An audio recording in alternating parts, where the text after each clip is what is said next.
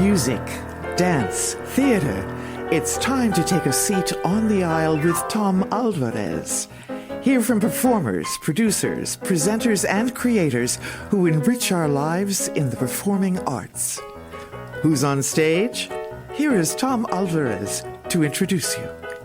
Hello and welcome. I'm your host, Tom Alvarez.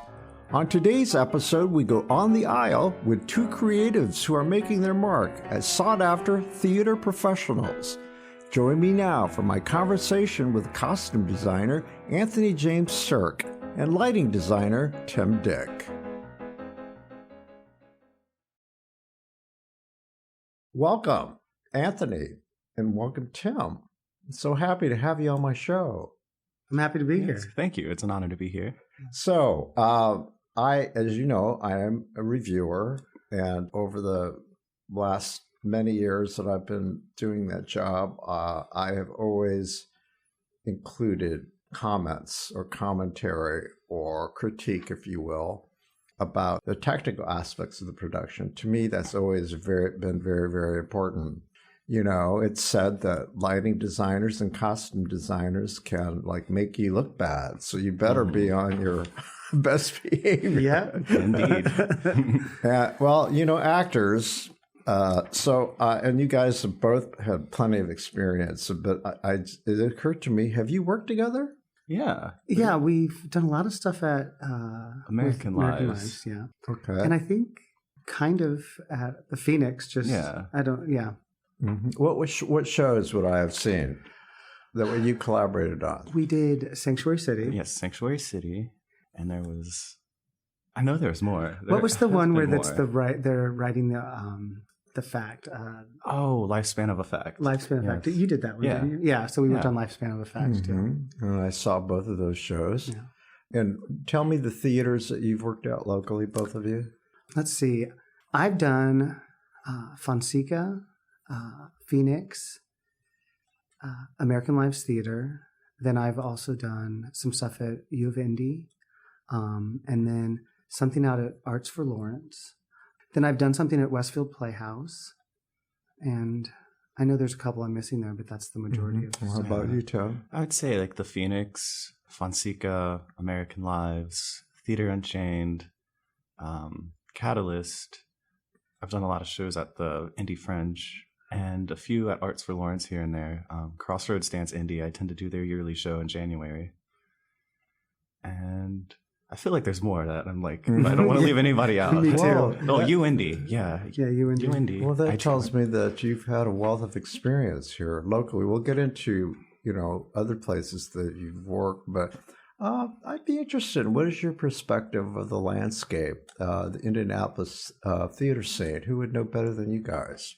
I'm really impressed, because I moved back here 5 years ago, and I wasn't sure what to expect in Indianapolis, and I've been pleasantly surprised with how much is going on here and the amount of work, the quality of work, and just coming back from the pandemic, which I think we're just finally kind of seeing audiences return, and theaters have been willing to wait for that to happen and take chances and stuff like that. And I think that is not necessarily the case in all markets. And I think the Indianapolis theater scene has really held on and is coming it's alive back. And well. I think so personally. Yes. I don't know. How about you, Tom? I definitely think it's been building up.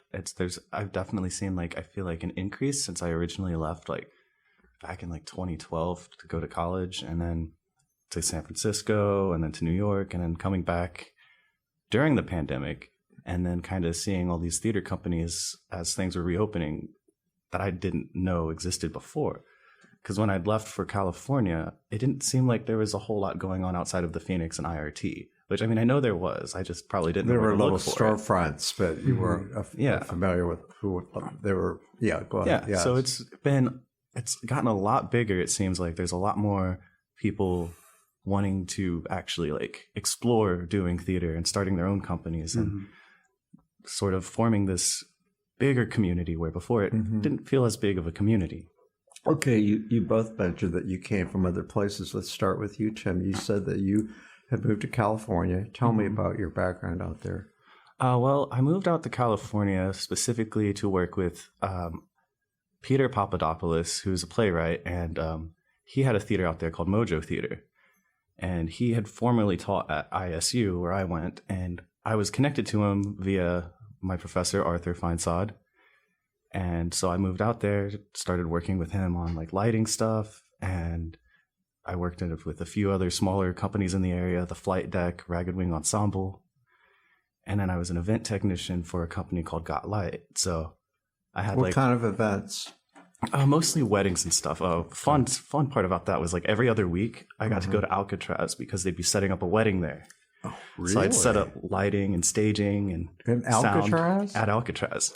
Wow. It's a very popular spot to get married. That's fun. But I see it as kind of a grim metaphor for marriage. I would say, did anybody ever do theater there? At Alcatraz? Oh, not that I know of, but I think that would be a There's fun a play event. there, or a musical, I think, somewhere. So how about you? Tell me about where you came from. Well, I'm originally from northern Indiana, around Fort Wayne. That's my hometown. I know, I saw that somewhere. Oh, my goodness. And then I went to Ball State, and then like in 2006, I took off and I went to work for the Alabama Shakespeare Festival in Montgomery, Alabama, and I did that for a couple years. Then I went to work for the University of Western Florida in Pensacola. And then from Pensacola, I ended up going to Asheville, North Carolina, to work for a university outside of Asheville called Western Carolina University. And I ran the shop there, and in Pensacola, I ran the costume shop.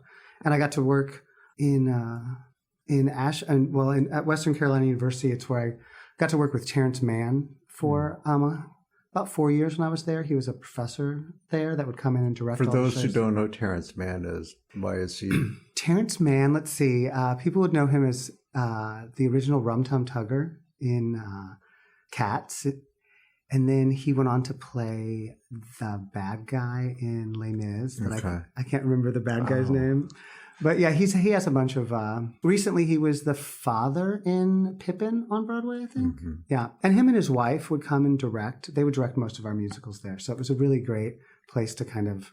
I made a lot of great connections there. Mm-hmm. And then from North Carolina, I went on to Pittsburgh, where I worked at Carnegie Mellon University and Point Park University. And I also designed a lot for the Pittsburgh CLO.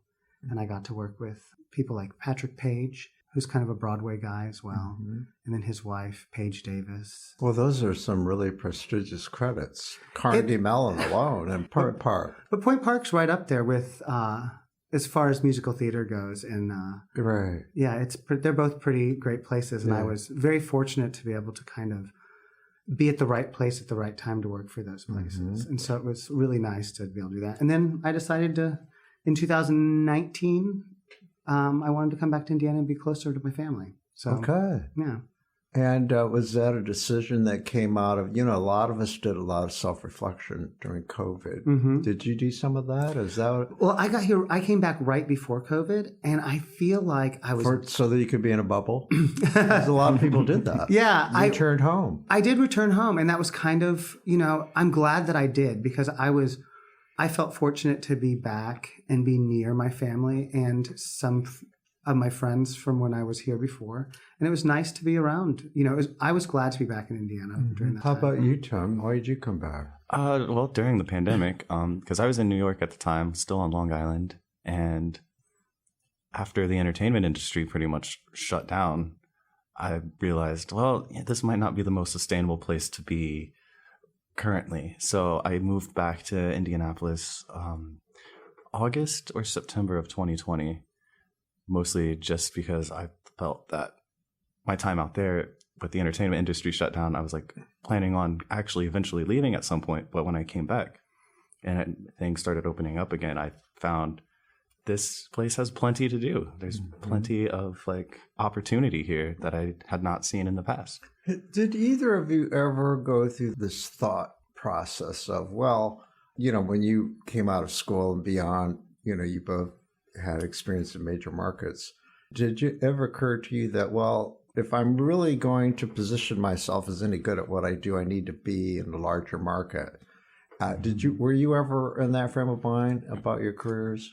Yes, at first, like that's part of the reason I moved out to California and then to New York was I felt like I had to be a part of a larger market. Yeah. But I realized that the larger market just means there's more people with that same mindset out there doing that, and it becomes more, I don't want to say cutthroat, but there's a lot more like competition. Yeah. And how about you? Well, when I moved to Pittsburgh, that was kind of the idea. I had been down south for so long that I was like, let me go up north and be kind of a medium-sized market, and I loved it. It was a lot more competitive. Mm-hmm.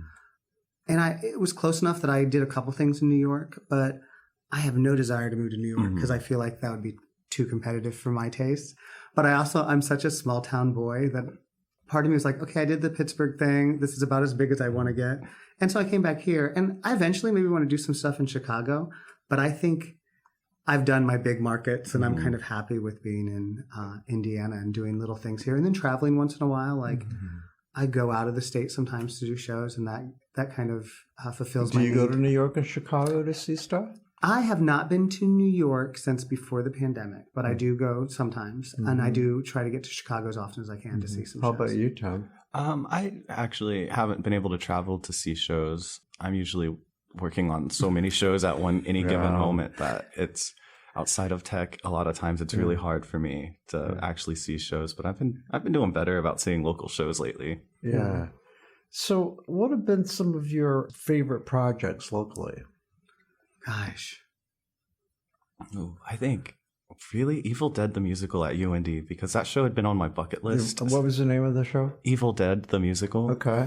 That had been on my bucket list ever since it came out, and I tried so hard to get my theater department in college to put that show on. Tell me about that show. I'm not familiar. So it's a parody of the Evil Dead movies.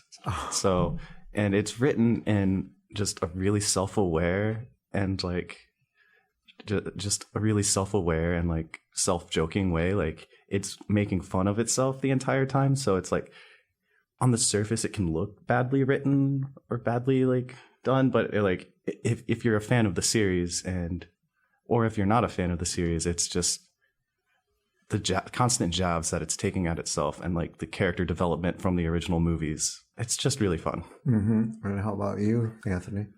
I really enjoyed working on Mohada that I did. I worked on last year with Indie Shakes. Mm-hmm. And I'm really excited about we have Caesar. I saw, yes, Mohada, right. Yeah. Okay. And I'm really excited about the Caesar that I'm doing with Indie Shakes that's coming up.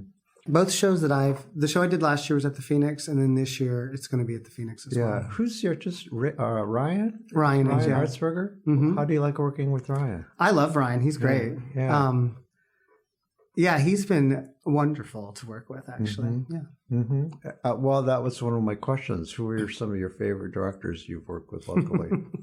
I really like, I haven't worked with Ryan as a director, but I like working with him as an artistic director. Mm-hmm. Chris at American Lives Theater is great. Why? Well, I really like the projects that he picks. Mm-hmm. I love what American Lives Theater is doing here in town. I just think that they pick really nice, relevant pieces and a lot of stuff that's not been done around here. And I think that there's value in that. Remind me, what are some of the shows that you've done at the Phoenix Cultural Center?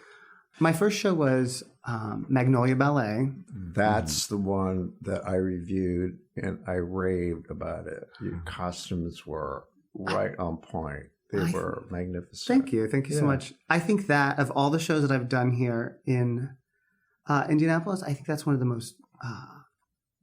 I've been the most proud of the work that I did on that show. Oh, you should be. And that's one of the shows where very rarely does everyone come together and the collaborative process is just this mind meld. And that show was one of those where we just all came together. We were all on the same page, and everything that we dreamed up, Zach, the production manager at the Phoenix, made it happen. And it was just such a beautiful show. I have to say, I don't know, remind me, it didn't premiere here. It did. The world premiere was here, and then I think they did a reading. I went to a reading of it up in Chicago. Okay. Yeah. Okay. And the playwright's name is, I've interviewed him. Harry Guest. Yes. Yes. Something like that, I think. But so your designs were original. Yes. Yeah. They were derivative. They were original. Yeah. That's what I found simply remarkable, that their originality really struck me as, where did that come forth from, his imagination? It was a fun show. It was. I really believe that was a beautiful show that came together. Yeah. What about your projects in general all over the country where you've worked? What are some of the others that would you consider highlights or that you're proudest of? Well, it sounds like you're proud of the work that you've done here, but were there any outside that you particularly are proud of? I would say, like, in California, there was a production I worked on. It was a devised piece. That was probably one of the most fun shows I've ever worked on, especially being a devised piece. And it was called Clown Mama by Wendy Winez. And it was just this devised piece of these 4 moms that are in therapy, like this group therapy session, because their daughters decided that they wanted to go to clown school and become clowns. And so it was a lot of really colorful lighting. There's at one point we had a pair of clown shoes above each of them hung up in the grid. And I had a little string that I would pull to release them for one of the scenes. So they just like drop down from the sky. Like that was just so much fun. Yeah. And how about you, Anthony? I did a production last summer at Illinois Shakespeare Festival of The Tempest, where we kind of did this like high fashion take on it, like runway. And I really had fun with that. So it was stuff like that where I can like really let my creativity go. Yeah. I really like that. Why did you choose your profession? Well, I kind of fell into it as a student at Ball State. I was a musical theater student, but I directed a bunch of shows there. And as a student, you had no support. So I made a bunch of costumes for a show that I directed called Zombie Prom. And Zombie Prom. It's like I don't know. It's like a Grease musical with zombies in it. That's all. We need a revival. I know we do. But I made all the costumes for it because there were all these like poodle skirts that ripped away, and I had taken like the costuming class that every acting student has to take. And the costume shop manager at the time at Ball State saw me like sewing zippers into things and doing all this stuff, and they were like, "Do you want a job?" And so then I started working in the costume shop, and then right before I was graduating, someone retired, and Bill Jenkins, who was the chair of the department and still is, he came to me. He's like, "Do you want to be the assistant costume shop manager?" And so I was like, "Sure." I didn't really have a plan, I guess. Like I was like going to graduate, and I had no idea what I was going to do as an actor. Wow. And so I started doing that, and then jobs just started falling in my lap, and like sometimes I'll go on stage, but like, how did you learn the skill? Did you sew already? I didn't. I just picked it up. You didn't know how to make patterns? Nothing. And I just picked it up. Wow. And I really was like, I was just hungry to learn that stuff. And it's so great to, at the end of the day, have something you finished. So it's so interesting that you came in through the back door. I did. You didn't train for it. Nope. You just started doing it on your own. I did. I just started doing it. And then, have you picked up all those skills over the years then? I mean, have you learned how to sew, how to make a pattern? I've done all, I can do all of that. Wow. And it's, and some of it is like fake it till you make it. And some of it, I just am like, I don't know how to do it, and I just did it, and then somehow I guess it was the right way, or I've been. That makes the results are spectacular. That makes it even all more interesting. Well, thank you. How did you pull that off? So I don't know. It's been a long con that I've pulled on everybody. But yeah, I was originally a musical theater student. Yeah. Well, so Ball State's got just a great reputation these days. And in fact, one of our actors in Broadway's Bad Girls, which I'll plug, which opens Thursday, Jalen Keating is in the program. Oh, great. And over the years, I've seen... I need to get up to Ball State. I need to interview Bill Jenkins. He's been on my list. But he's a superstar. You're really turning out some great talent there. And the cabaret program, I've seen those musical theater students who are also taking the cabaret classes. Yes. Spectacular talents. Yeah. Yeah, yeah. It's amazing. Yeah. And so you're a product of Ball State. Yep. And I go back a couple years ago. I did Bring It On. Mm-hmm. I did the costumes for that, and Bill just asked me the other day to come back next year and do Kinky Boots. Oh yeah. So I'm going to do the costumes for that, which I'm really excited about. Didn't you do that show before? Did I have not done. How about you, Tim? Did you do it? I don't think I. I No, I thought haven't I done that saw one yet. Kinky Boots on one of your bios. Oh, that I'm doing that. I think I put it in like projects that are coming up. Upcoming Yeah. project. Yep, Okay. upcoming stuff. Why did you choose the profession, Tim? Well, it's funny, a very almost identically similar story. So I started off going to college wanting to be an actor. And it was like by the end of my freshman year, I'd also like picked up playwriting. I'd taken the costume shop class. And at the beginning of my sophomore year, I was asked to be the assistant manager for the costume shop, which I did up until I graduated. So then I got into costuming and I did a little bit of everything scenically. And so it wasn't like I started going to like all the light hangs and stuff because one of my friends just happened to be at one of them. And I was outside like taking a break from like homework because I didn't have internet in my apartment at the time. So I always did all my stuff on campus. So I went into the light hang. I hadn't taken any lighting classes or anything yet. And I just started going to them and picking it up. And then once I graduated, it was like, I'd only done like one design in college. And that was for our senior theater theory project, which was a devised piece. And I'd done like one assistant costume design, and it was like sort of, I originally wanted to be a costumer, but then I just sort of fell into lighting when I went out west because that was like the one thing everybody needed. And I had just enough experience in it to where I was like, all right, I can do this. Mm-hmm. And so then that picked up. And then when I went to New York, I ended up as the assistant master electrician for the Gateway Playhouse in Bellport. And that was where I like really like learned most of what I do. Did you have a previous talent for the skills of electricity? I mean, were you drawn to that when you were a kid? I mean, did you like... Oh yeah. I was always like a big, like, I was always like really into like technology and stuff. Knew how you could figure stuff out. Yeah. And that's like, I think my favorite thing about lighting design, it's 90% problem solving. Well, 80% problem solving, because there's always going to be something that's like, yeah, you have to. Something's not working. Yeah. You got to fix it. Yep. And in New York, specifically, that theater, it was like every single day. I would come in like 2 hours before the show was supposed to start, or two hours before the house opened, and do like my channel check and go through everything just because something was always going to be broken.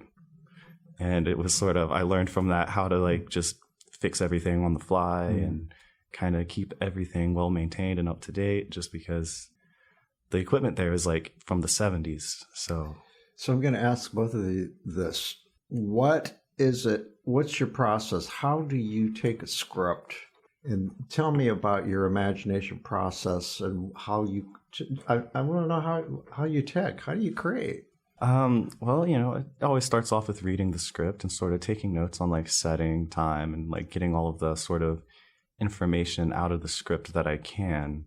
And then lots of discussions with the director, because that's like one of the most important things. If the director's not happy, they tell you what their vision is. Yeah. Or does it sometimes work well? Oh, you tell me your vision. And with the director, can it go both ways? It can go both ways. Okay. And that's what's like really great. It really is like incredibly collaborative, especially since most like of our like actual physical lighting work doesn't happen until like a week before tech most of the time. So we're always the last people in. And so like a lot of the decisions that we make as lighting designers are reflective like to what set designer is doing or what the costume designer is doing. So it's really more reactive than anything. So I'll have all my ideas and everything, and then I'll adapt them as we go to like what palette the costume designer is using, or what palette the scenic designer is using, what the blocking is, because the blocking is a big part of it too, because I can't really get like a really solid sort of idea of what's going to happen until I see where the actors are going to be at what moments, and that can help me influence what areas I have lit up or what specials I need to use. And so yeah, it's just a lot of research. And isn't the whole point for both costumes and lighting is that like the whole analogy with the forest and the trees, right? Mm-hmm. You should be able to just experience it without second guessing Mm-hmm. how it was done. Is that the art form in essence? Yeah, I mean, if people are noticing the costumes, that's great. But if they're noticing them too much, then I've Yeah. probably done. If it takes them out of the story. Yeah, Exactly. Then I haven't done my job. And tell me about your process. Well, there's a lot of research involved, especially like with period pieces. Looking into like the time period and what people wore. Right now I'm working on Importance of Being Earnest, and so there's a lot of that. Really researching the styles. And Are they doing period in this? Yeah, stuff? so it's like 1895, I think. So, it's really looking at what they wore then and kind of also like the fabrics and the colors and, what was as of that time. And so I'm kind of really embedded in that. And that's kind of fun. You like doing research? I do. Yeah. What do you like about it?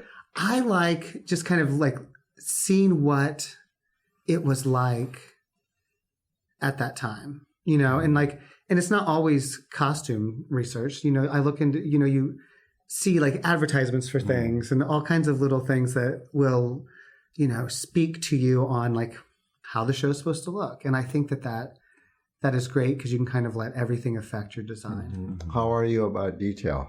Oh, and I'll tell you, I asked that specifically because as a reviewer, I always say that if something distracts me, that takes me out of the story, then something's wrong. If it doesn't look seamless. And I've always noticed that your attention to detail is right on spot. If I notice a bad wig or the wrong pair of shoes, the wrong period, it just annoys me because it takes me out of the story. And I can't take my eyes off it. It's just like, but that's my job. And after all the years I've been doing it, my training is such, I have a trained eye for those things. But you know this, though, as a costumer. I'm sure you must. Yeah, I give a lot of a thought to the detail of stuff because I don't want that. I don't want people to be pulled out of it. I'd rather use no wig than a bad wig because a bad wig is going to pull someone right out. My pet peeve, bad wig. Bad wig. I'd rather see someone's like natural hair looking less than amazing than see like some Party City wig on the stage. But you know what? Sometimes that's all that the budget will allow. And so you have to come up with creative ways. And that's It sounds like a lot of productions you've done, you've had a wig master, though, at that. Yes, but you always, and this is what I teach my students, you always, you need to prepare for everything. Exactly. The Tempest I did last year, I had a costume shop of 32 people making everything, making whatever whim I drew, they made. But then, I'll do something at some smaller theater here in town, and I'm the person that's doing everything. So you have to be able to do it all, and you can't, think you're too good to do something. If I you know what I mean? I have to do it all. And it's great when I don't, but it's even more rewarding when I do it all and then it goes up on stage. Tim, what do you think about when that collaboration with the costumer? You said that you have to be conscious of what the costumes are. What is your So depending on I don't want to make them look bad. Some colors of light will wash out an outfit. Sometimes that's what you want. If it's wash it out and then you reveal it to change the color, you change the color of the light. But the color of the light can really affect the color of the costumes. And usually we want to try to make them as vibrant or complement them. Yes, we want to complement them rather than oppose them. So tell me, Anthony, about your influences. Who are your influences in the costuming world? Oh, Lord. I really, when I was studying costumes a long time ago at Ball State, I really liked the stuff that Edith had and old Hollywood, Adrian, those kind of, those people that worked on timeless film. style. Yeah. And elegance. I love that kind of stuff. And I love watching those old movies that Edith had and Adrian did. The Women always comes to mind, that old. Oh, yeah. It's just how everything just complements everything and down to the smallest detail of the shoe and the purse and the, it's great. Well, I have to ask, but is there a queer sensibility? Is there such a thing? I think so. I mean, yeah. Yeah, and explain what that means or what that is. I don't know. I'm not totally sure, but like, I try to. I'm making a presumption here, but I'm talking about generally. That's really recognized that in culture now there's art that is informed by one's experience. 100%, and I try to not always bring myself into stuff, but I do bring some of my queer sensibility into my designs, and I think that's why some of the design work that I do that is more modern, and especially like stuff that where I can really be creative, I really like bringing in like art that's like more gritty and urban, I guess, or street art, I love letting like graffiti and some stuff that I see around town like inform. Like we did, I don't think you worked on it, but I did Godspell down here at the park a couple of years ago. And that was really like, I really kind of let the colors and everything be informed by. What were the characters wearing? Were they clowns? Were they bikers? Were they S&M? Well, it's a little bit of all over the place. What we did with that show was whatever the person wore the first day of rehearsal, I basically took that and just kind of made it that, but a little bit heightened for the stage. And so it was all over the place because people showed up like, wearing sweatpants, and some people came wearing like tutus. And so I kind of went all over the place with it. But, I try to let my creativity and my queerness like inform everything I do. How about you, Tom? I think so. Like, by the way, being queer myself, I appreciate it. And I appreciate it for its theatricality. Mm-hmm. I see it as being theatrical, and I also see it as being, I love the term over the top. Mm-hmm. For me, that's a positive.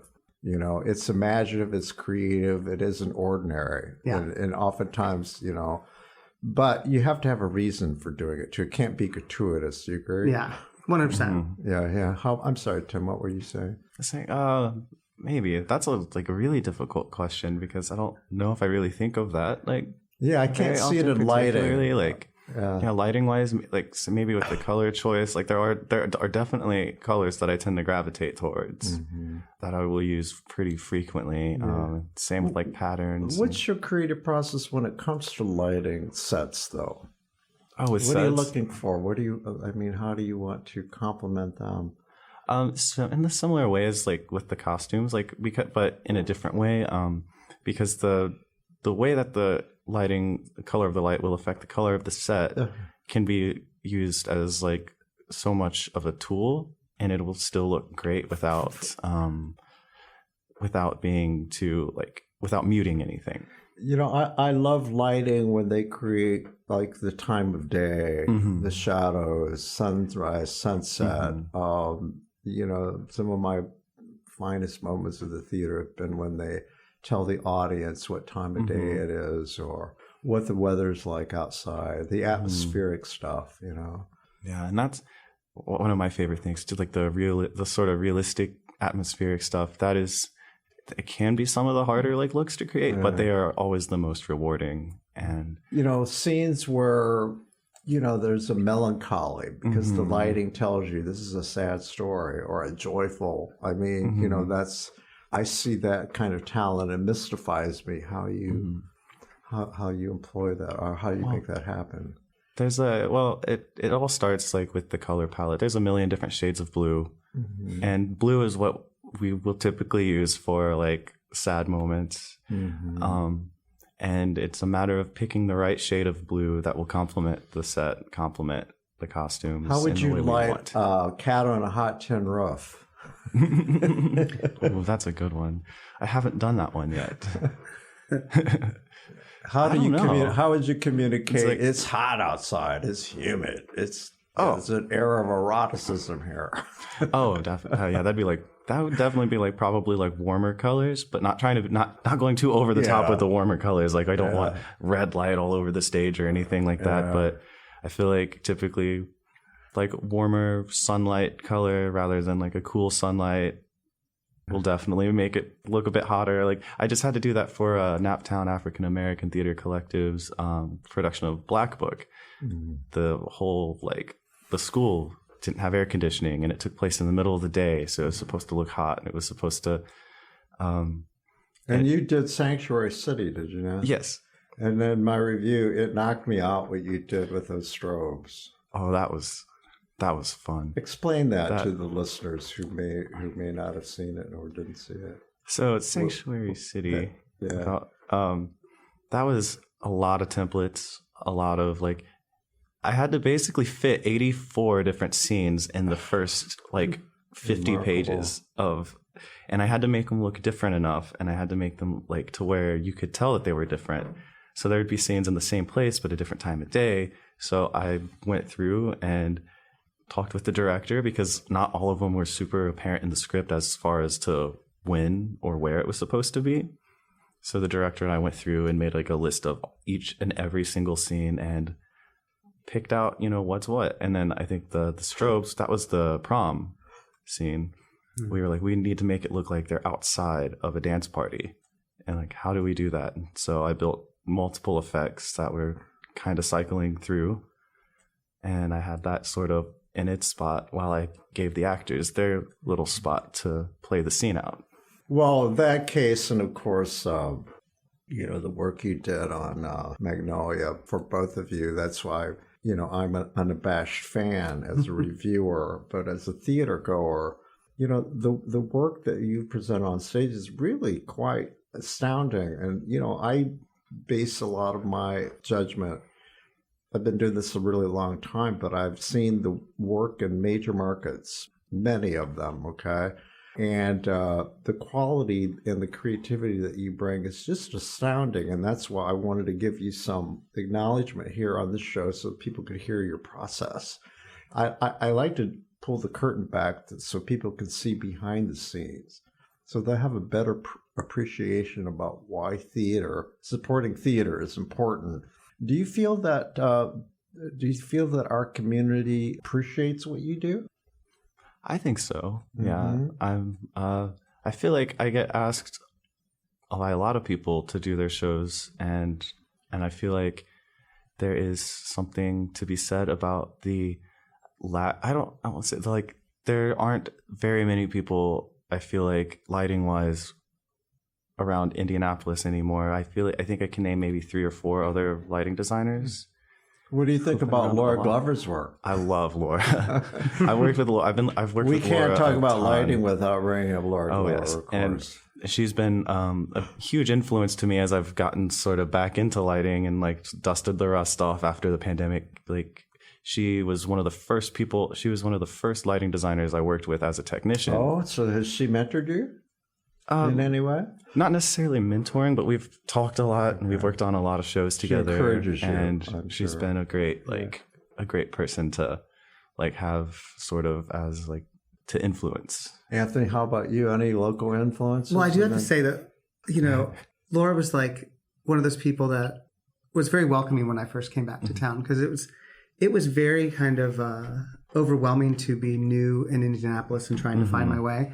And there were so many people in this town that like were so welcoming to me as an artist. And it was just, Indy's been great to me. It really has been. And how long has it been since you've been here? I came back 2019. Actually, like the very first show that I did was at Fonseca with Brian. It was called The Cake.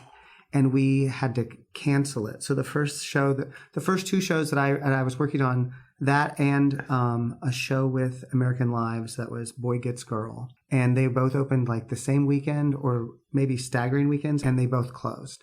And it was, to me, it was very sad that my first 2 shows back in Indiana got shut down. I didn't realize that you worked with Brian. What did you think of Brian? Brian was great. I did that show with Brian, and then right as people started to come out of the pandemic, I did a show called Being Black for Dummies, I think, with Benji, with Ben Rose. And the last time I saw Brian we had a production meeting for that show.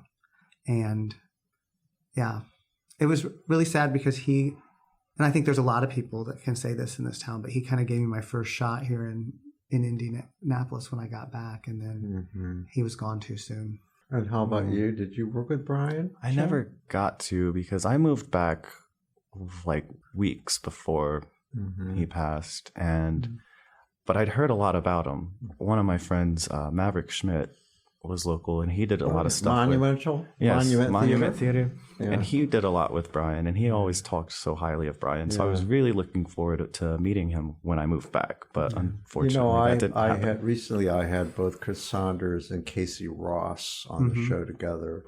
And I prefaced the interview, in my opinion, I consider them to be descendants of Brian.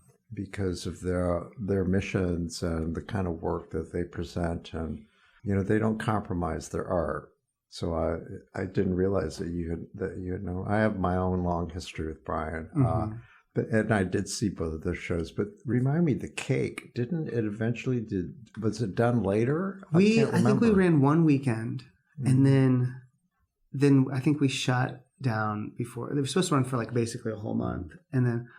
We didn't bring it back. There have been talk. We've talked several times about bringing that show back, and then I keep trying to get Chris to do Boy Gets Girl, because we put in all that work, and then it's just gone. No one got to see Boy Gets Girl. But yeah, the cake.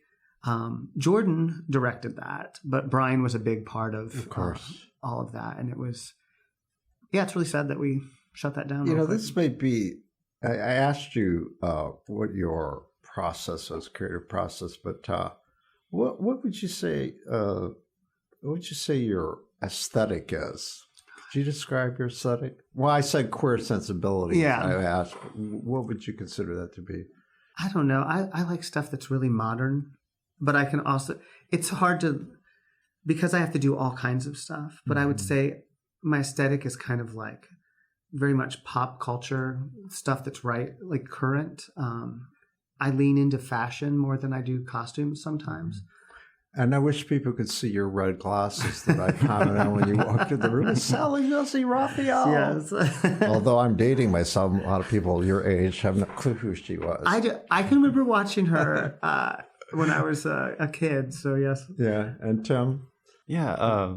Stylistically, I like a lot of saturated colors and a lot of patterns. I do like to use because I believe that lighting is just as much about the light you don't use as much as it is about the light you use. Because I believe in the darkness on the stage is also a powerful tool.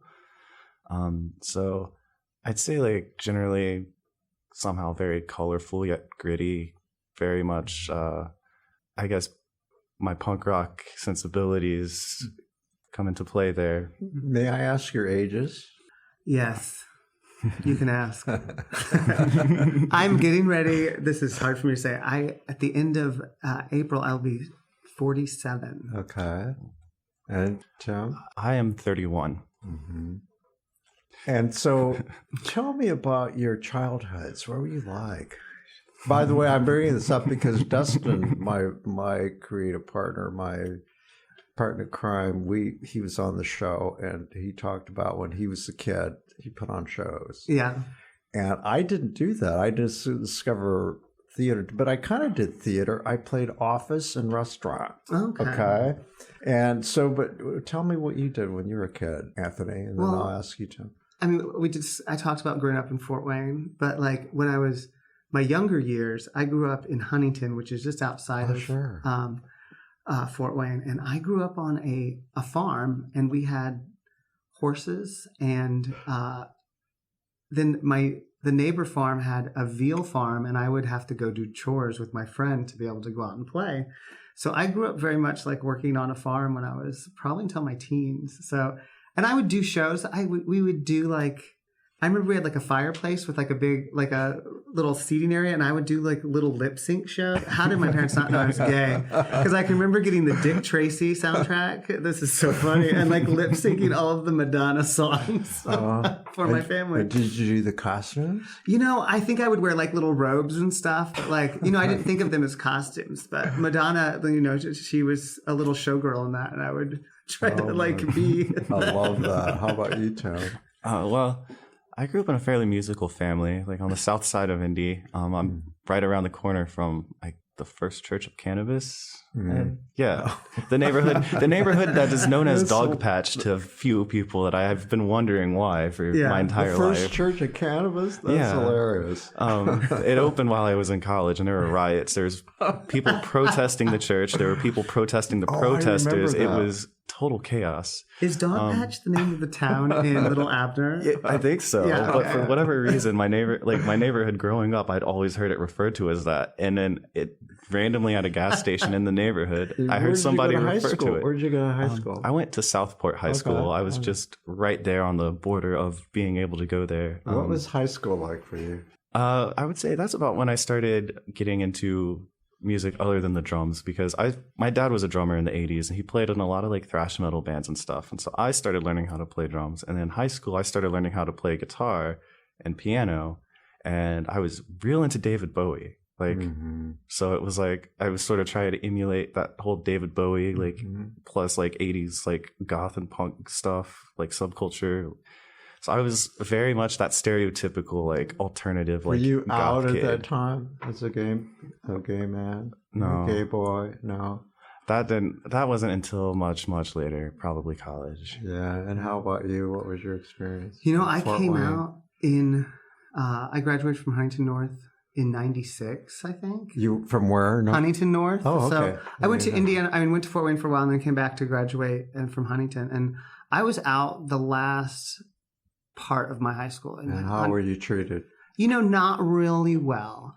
There was like 3 of us boys that were gay, and we were all like, we're going to come out of the closet. And then I did, and then they saw the way that I was treated, and they're like, never mind. Oh, no. But I mean, I stood up for myself. I was bullied, but it was just words. It wasn't, I wasn't physically Did you have a quick wet? What? Did you have a quick wet? Did you use words as your... I did have, yes, 100%. I got really good at being mean back. Comebacks. Yeah, and I did, and I tried not to back down from the people that bullied me. It was difficult. I'm glad that I did that though. Like, I had that experience, and that I did, even in the 90s, was living my true self, in school. So I don't know. It was... Nowadays, kids come out and it's not that big a deal, I think. I mean, it's still a big deal to them, but it is not, I don't believe it is probably the big deal that it was like in the 90s. So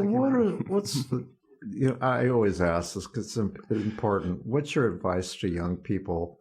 2-part, and I'll ask both of you. What is your advice to young people who are considering a life in the theater or arts in general?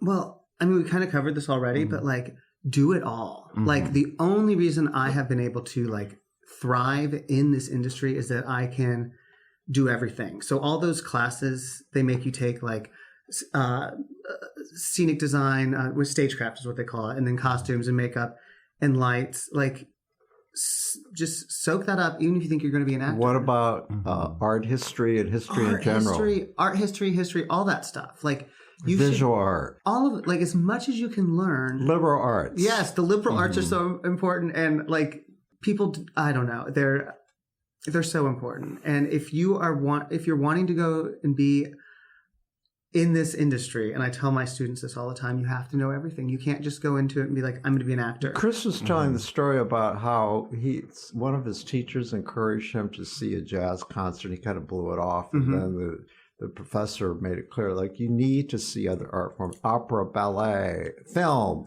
all of it. Like, there's so much stuff. Like, and you might work in it. Like, I do not like opera that much, but I've done a lot of opera work. So, like, you have to immerse yourself in it. You need to figure out what you like about it. Like, what don't you like about opera? It's an acquired taste. It is acquired taste. It took me a while. It is. I like it now, but when I first started doing opera, I did it because it was a paycheck. Okay. You know what I mean?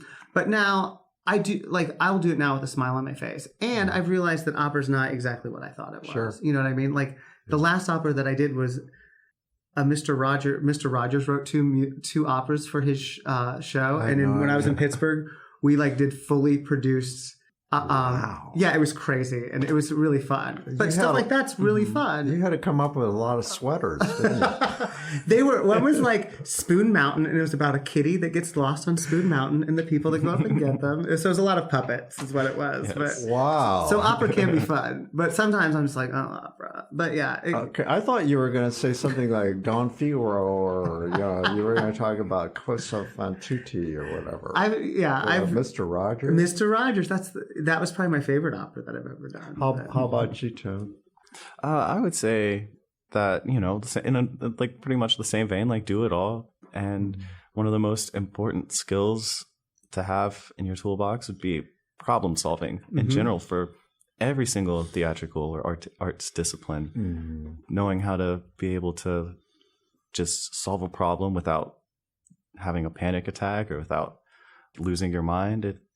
It's very important. And I would also learn all about the histories, the humanities, just take in everything you can liberal arts wise, because you never know when it'll come in handy. You'll never know when you're going to be doing a show that takes place in the Rococo period of France.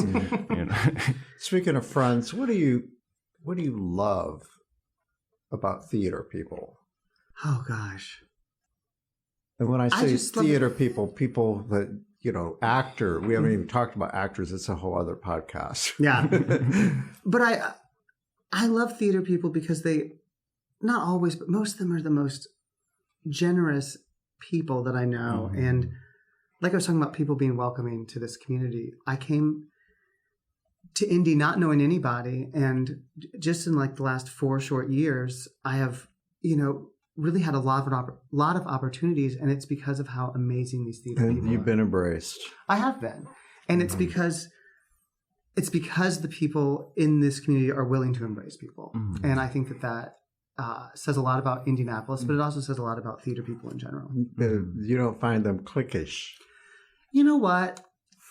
Sometimes we think it's cliquish just because we're on the outside, but I don't think it is cliquish, because it was my job to get into, like, I could have just sat there and been like, why won't anyone invite me to the party? Right. But I had to make the initial network. Yeah. And it started with, me reaching, the only person I knew in town was Carrie Schlatter. And when I got to town, I was like, hey, do you know anybody that needs anybody? And then she hooked me up with Brian like that. And then I just kept having to put myself into situations where I was going to meet the people that I needed to. That's been my experience. That's how you succeed. Yeah. You have to put yourself out there. You have to be vulnerable too. And you can't just sit and complain that things are Tim, cliquish. what's your experience? I really love how theater people aren't afraid to be their weird selves. Like a lot of us are like really eccentric in one way or another, and I love it. And I love how accepting we are of that. Like, you embrace your misfit, being a misfit. Yeah, exactly. It's like we all have that. You know, in common. Those of us who found the theater, discovered theater. It's like you find your tribe. Yeah. You think that's true? Oh, definitely. I believe that between that, like the theater people around here, and it's just like we're a community. Versus when I was in New York or California, it was a little bit more cliquish in both of those places. Like, the carpenters didn't really hang out with the electricians, and like vice versa, unless we happen to be at like an opening night party. And so being here, it's like everybody knows everybody. Everybody's friendly with everybody. There's like, it really is a community. We look out for each other too. Like if someone doesn't have something they need costume wise, we work together, which not every community, not every place I've lived has been like that. But if somebody needs something. I had a donor say to me recently, or someone who regularly, a very generous person, but even he has this perception that many in Indianapolis do, that, arts organizations are competitive. And I tell them, from my perspective, I don't find that true. People are very cooperative. I know people, the costume departments help each other, help people out, other theaters, small theaters. You see it on Facebook, there are all these great, is that true? Yeah, all the time. Like, it's not even costumes. Like sometimes people will be looking, and there's like a network that, hey, does anyone have this kind of whatever it is? And Oh yeah, I have this. You can borrow it. Like it happens all the time. Hey, you guys know anybody? I have a show coming. I need a wooden bowl. Know anybody? Do people lend out lighting equipment and stuff too? Don't they? Yeah, we have. We've let Fonseca borrow stuff before. We've borrowed stuff from IRT. For Starmites, I borrowed a bunch of stuff from the Phoenix for Starmites because I needed more lights in that area since we were using the full stage. So there is a lot of like back and forth between lighting equipment. Well, you both have given me many, many, many, many wonderful hours in the theater, and I've not like been distracted, and nor have I like looked at my phone once because like, oh my God, when's this going to be over? No, actually, I vet things that I see because it's only one of me, and but you know, truly, I encourage anybody listening to this to see your work. And before we leave, let's plug what you're doing right now. Tim? Okay. Well, Ma Rainey's Black Bottom opens this weekend. Halfway through March, I have Herding Cats by Theater Unchained at the Indie Fringe. Bat in the Wind just opened. And then also The Light by Naptown African American Theater Company in May. And A Case for the Existence of God by American Lives Theater at the beginning of April. Truly, when do you sleep? Okay. I don't know. How about you, Anthony? I have Caesar coming up the beginning of May with Indie Shakes. And then I'm going out to Colorado for June and July, May and June, where I'm doing The Hounds of the Baskerville with Sherlock Holmes. And then Young Frankenstein, Importance of Being Earnest. That's all with Creed Repertory Theater in Colorado. And then I come back and I'm doing The Bruja and the Skeptic at Fonseca in July and Rent with Summer Stock Stage in July. And then nothing after that. Wow. Oh, well, you know what? I have Rocky Horror coming up, which I think they're doing. I guess maybe I'll get a... Who's doing Rocky Horror? Zach and Zach. Oh, again. Oh, yeah. my gosh. So I'm thrilled to be doing the costumes for that. Has you ever done their show before, that show? With them? I've worked with them, but not... Well, kind of. Caesar is Zach and Zach and Indie Shakes. Okay. So it's kind of like a co-pro with them. Wonderful. So, and I've worked with both of the Zachs in different... Well, I'm a producer too, so maybe sometime we can all work Yeah. together. Well, sometime I that would be can fun. do some of your costumes. I love that. Okay, you guys, thank you so much for taking time off your schedule to hang out with me. I really, really have enjoyed it. Thank you. Yes, thank you for having us. All right. Who will take center stage on the podcast next? Your seat on the aisle with Tom Alvarez awaits. Follow Tom on Facebook, Instagram, Twitter, and TikTok, and make sure to visit tomalvarez.studio. Watch Tom every other Thursday on Lifestyle Live on Wish TV, and make sure to listen every week here on the All Indiana Podcast Network.